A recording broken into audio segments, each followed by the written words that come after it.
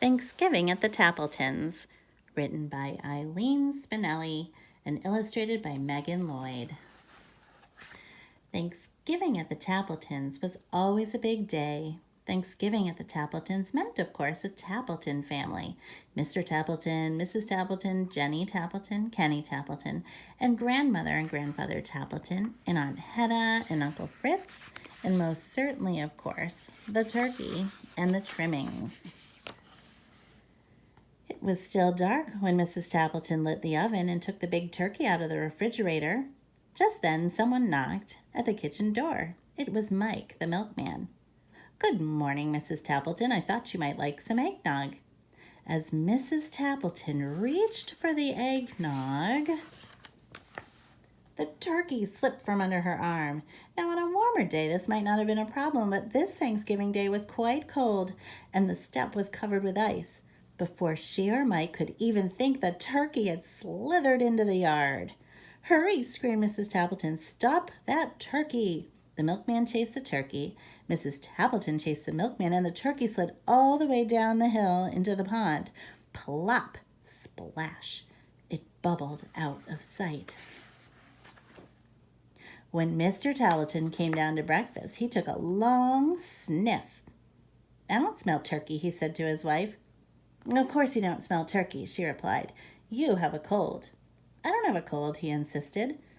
Mrs. Tappleton shook some pepper in the air. Her husband sneezed. "See, you do have a cold."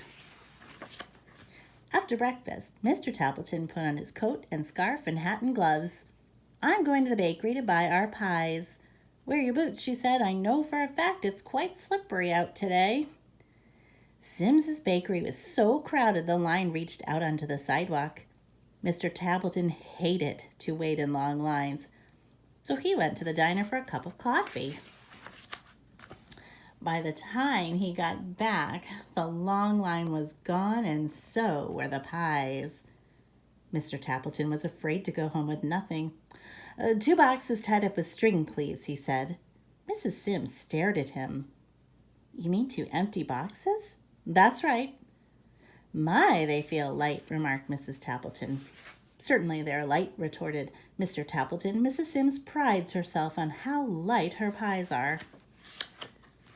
Mrs. Tappleton set the table.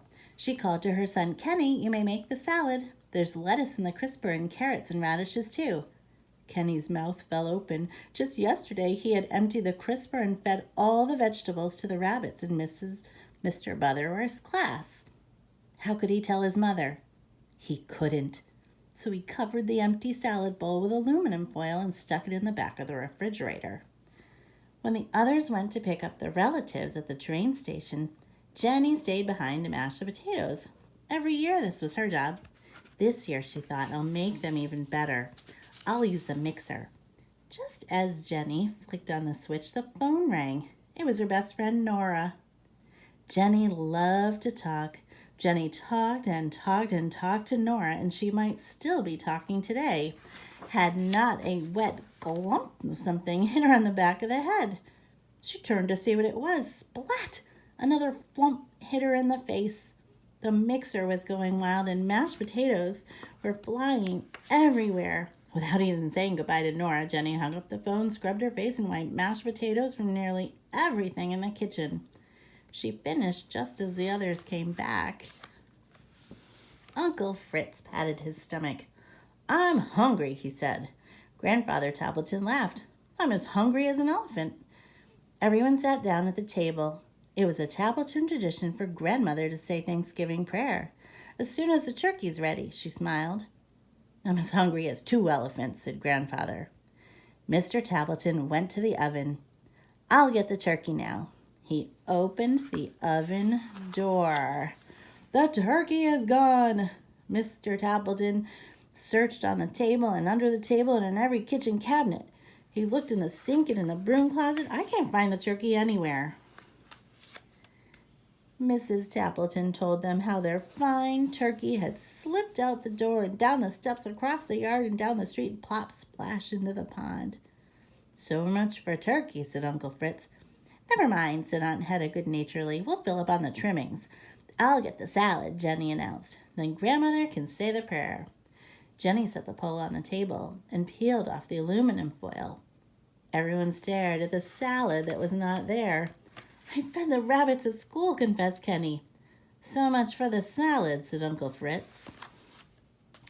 I'm as hungry as 3 elephants, Grandfather sighed. Kenny jumped up. We'll have Jenny's mashed potatoes. He brought the pot from the kitchen and lifted the lid. I was on the phone, said Jenny meekly, and the mixer went wild.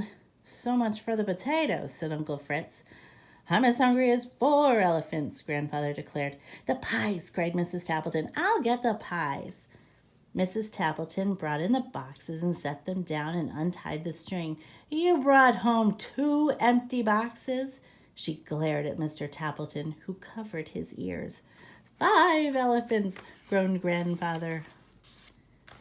The dining room was quiet. Everyone looked down at the empty table.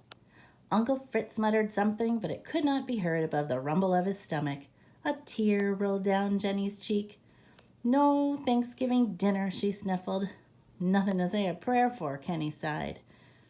Grandmother smiled. Of course there's something. There's more to Thanksgiving than a turkey and trimmings. And then Grandmother Tappleton asked everyone to bow their heads and hold their hands around the dining room table. And this is a Thanksgiving prayer, she said. Turkeys come and turkeys go, and trimmings can be lost, we know. But we're together. That's what matters.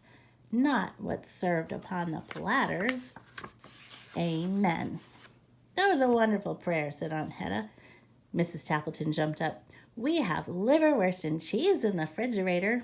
I'll help fix the sandwiches, offered Mr. Tappleton. Jenny wiped her tear away. I'll get the pickles. Kenny laughed. I'll open a jar of applesauce for dessert. And so the Tappletons had their Thanksgiving dinner after all. Uncle Fritz's stomach stopped rumbling, and Grandfather Tappleton ate enough to feed 6 elephants. In fact, everyone had plenty to eat. But most of all, they had each other.